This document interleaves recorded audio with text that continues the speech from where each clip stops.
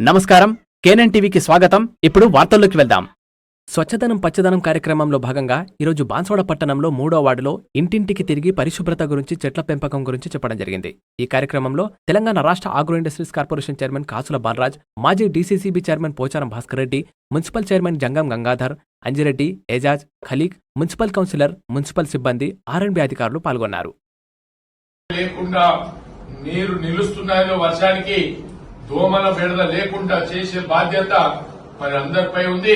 ఏదన్నా ఒక అక్కడ అటువంటి పెద్ద మొత్తం ఉంటే జేసీబీలు పెట్టి ఏదన్నా కాలువలు తీసేది తీపిద్దాం.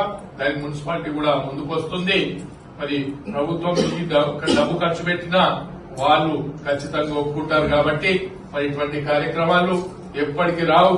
వచ్చేటి సంవత్సరంలో ఎప్పుడో ఒకసారి ఈ కార్యక్రమంలో పూర్తిగా అందరూ పాలు పంచుకొని ఆల్ పార్టీస్ దీనికి పార్టీలకు అతీతంగానే మనం పనిచేస్తున్నాం కాబట్టి ఇది ప్రజల సమస్య కాబట్టి అందరూ కూడా పాల్గొనాలని చెప్పి మరి ఈ మున్సిపాలిటీ నుంచి అందరికి కూడా ఈ పార్టీ వాళ్ళు ఉన్నటువంటి ప్రతి వ్యక్తులకు కూడా వ్యాపారస్తులు గాని, ఉద్యోగస్తులు గాని, మరి కూలీ నాలి చేసుకునే వాళ్ళు కూడా ఈ 3-4-5 రోజులు టైం ఇచ్చి అన్ని వార్డులు తిరిగి ఎక్కడ ఏం ప్రాబ్లం ఉన్నా పూర్తి చేసే బాధ్యతలు మనందరిపై ఉంది కాబట్టి దాన్ని ముందు తీసుకెళ్లే బాధ్యతకు మరి మనకు ఆఫీసర్లు కూడా ఇచ్చారు. ఇక్కడ తన మున్సిపాలిటీ మన ఆర్ఎండ్బీ ఈ గారు మరి వారికి టోటల్ బాధ్యతలు అప్పచెప్పిండ్రు.